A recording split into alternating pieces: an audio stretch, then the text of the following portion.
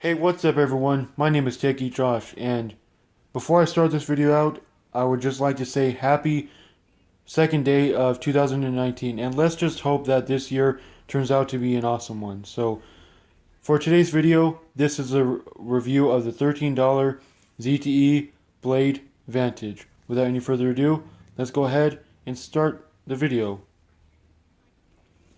So let's go ahead and take a look around the outside of the ZTE Blade Vantage before we get to the internals. So up front we have our earpiece. Right underneath that we have our ZTE branding, which is really hard to see in my awful lighting. However, I do hope to get better lighting this year, sometime this year. And to the far left we see our front-facing poultry 2 megapixel camera. So nothing too special there so far.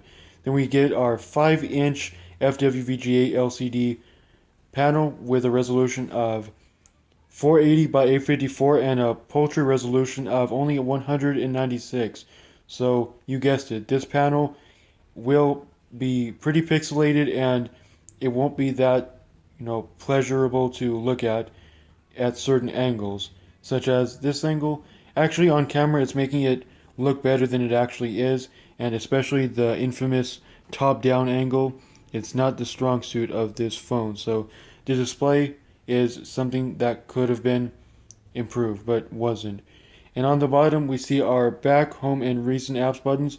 However, these buttons can be changed around so that the overflow button is on the left side and the back button on the right side. And these buttons do light up, and if you guys are wondering about a notification light, well, to sum it up, the home button is the notification light. On the left side, we see that we have nothing.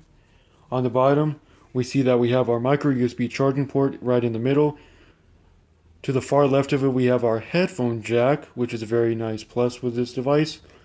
And then to the far right of it, we see our little microphone, which is pretty hard to see in my lighting, or just really at all if you guys are bother to looking for it. And then finally we have our port to pop off the back cover. On the right side we see that we really have the main buttons, such as the volume up button. Doesn't have any texture whatsoever, but however the power and lock button, sorry, it seems like I'm getting ahead of myself as I talk. The power button does have a texture to it, and to tell you the truth, it could be a little more tactile, but for the how it feels, it doesn't feel half bad. As well as the volume rockers. The volume rocker seems a little more tactile than the power button. Some may like that, some may not.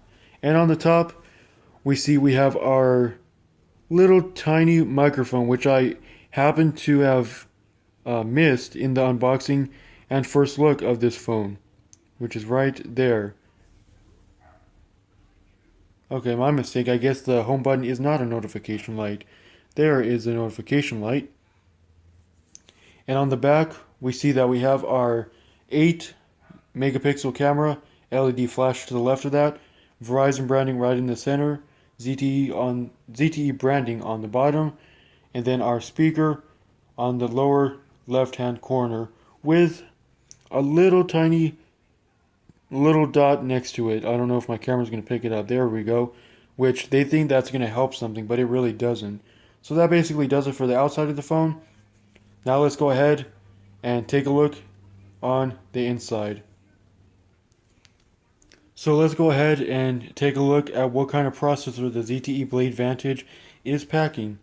And unfortunately, it is packing the slow and pretty ancient Qualcomm Snapdragon 210 processor clocked at 1.1 gigahertz with a Cortex A7 CPU and an Adreno 304 GPU. So gameplay wise, if you decide to run graphic intensive games, sorry about that, if you decide to run graphic intensive games, you probably will encounter quite a bit of stutter and lag.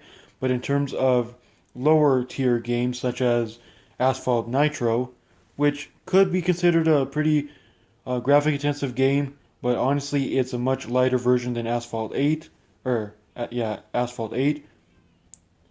Pardon me, I may have misspoken that, but you'll just have to take my word for it. Asphalt Nitro will probably be pretty playable in terms of that game, but for even more heavier titles, I don't see it performing very well. And if we slide over here to the device tab, we see that we have 16 gigabytes of internal memory with 2 gigabytes of RAM. And right now I'm sitting at 5.81 gigabytes available. And this thing can support up to 256 gigabyte micro SD card, which is located when you take off the back cover, is located up here on the top right, and then the nano SIM card slot is over here on the left, which does have a pre-installed Verizon 4G LTE nano SIM card. So let's quickly take a look at a recent Geekbench 4 test that I ran a couple hours before making this video. So as you can clearly see by our scores, it's nothing special, it's nothing impressive. 399 for the single core score, and the multi-core score is 1065. So it is what it is for a Snapdragon 210 quad core 1.1 gigahertz processor. Nothing special whatsoever. Now let's go ahead and talk about what kind of settings we get with this device. So it's pretty much the usual actually. Airplane mode, Wi-Fi, Bluetooth, tethering and mobile hotspot, data usage, advanced calling, mobile networks. Under more, we see our tabs for view Verizon account, emergency alerts, and VPN. Under display, we see that we have brightness level, adaptive brightness, wallpaper, battery percentage, sleep, jump to camera by pressing the power button twice from any screen, screensaver, ambient display, which basically wakes your screen when you receive notifications, font size, display size, pulse notification light, accelerometer calibration, navigation key. This is where you would go to change around these buttons to your liking, and navigation key light duration from off all the way up to auto. I have it set to 2 seconds currently. Notifications, sound, application manager, storage, battery. Now let's quickly talk about battery life since we're in the settings. Battery life has actually been surprisingly good. I wasn't expecting it to have such good battery life, but however, if we take a look at the screen tab, you can see that the time on has only been 37 minutes and 19 seconds. And this is only its second or third charge since I unboxed it. Sorry about that. So far it's sitting at 89% and it's telling me that I have 7 days left. So for me at least, battery life does not seem to be a problem. But however, if you are a heavy user, you probably can get by at least a full day and still have some battery percentage left over, probably around 20 or so percent. But if you're a light user like I am, then you should easily get by probably close to 2 days, maybe a little more than that. So this thing packs a 2500 milliamp hour battery, which is removable, which is a plus for it. So if you so need to swap out the battery for a new one, like a friend of mine, shout out to Latrell Jennings or Ascent Tech. Unfortunately, his Blade Vantage suffers from a bloated battery. But anyway, apart from that, battery life has not been an issue.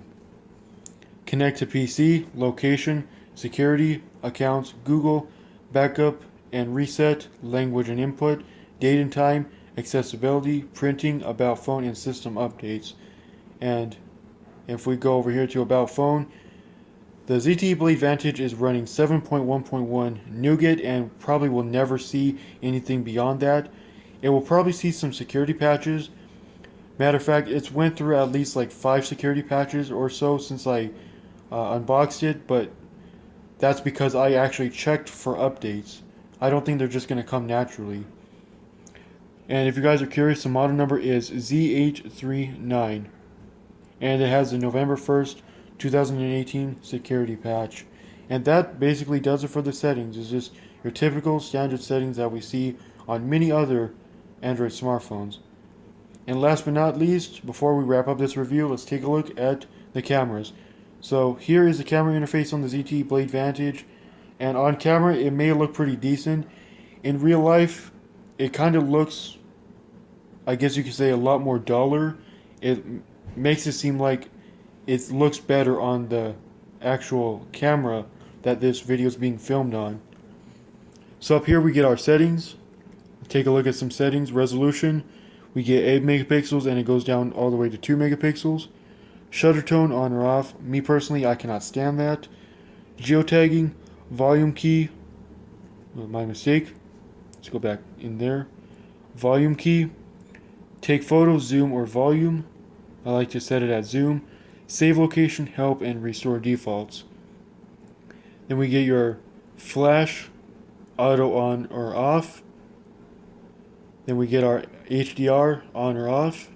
And then we get our timer for 1 second, 2 second, or no, 1 second, 3 seconds, 10 seconds, all the way up to 20 seconds, or off. And we get our camera flip button, which if you press that, it'll go to the front facing camera, which we will not demonstrate as of right now. Down here we get our back button. If we tap that, it'll take you, in this case, to the main screen. Then we get our effects button. And for the effects, we have Lomo. Let me actually cover that up. Lomo, Sepia, Mono, Cool, None, Comic, Warm, Mirror, and Fisheye. Pretty standard. Keep getting Lego notifications. And then right here we are in photo mode, and that is our photo button, shutter button in other words.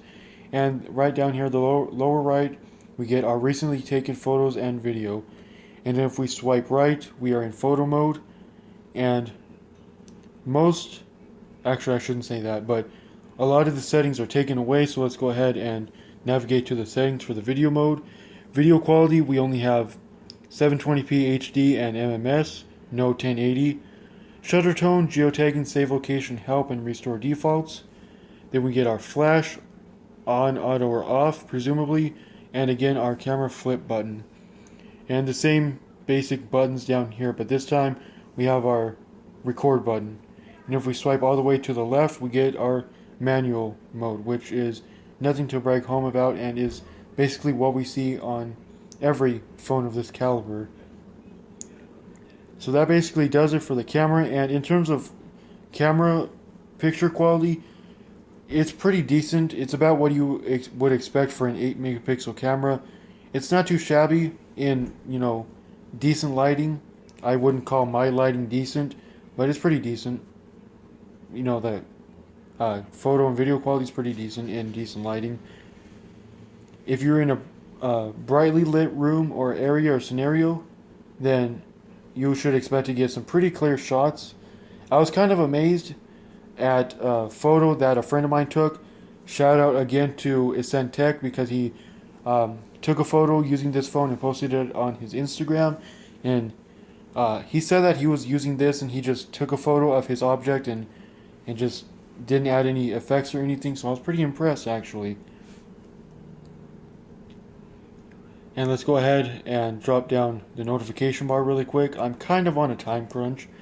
We get our Wi-Fi, Bluetooth location, flashlight, airplane mode, sound, data, auto rotate, and battery saver, which I have edited around so that way if I pull up, these are basically the toggles that I do use the most and whatnot. I should say I prefer these toggles. And also, swipe all the way down, we get our edit button, your settings icon, which you tap that and you go right directly into settings like so. And that basically does it. And we also have our brightness, which is on pretty much every phone.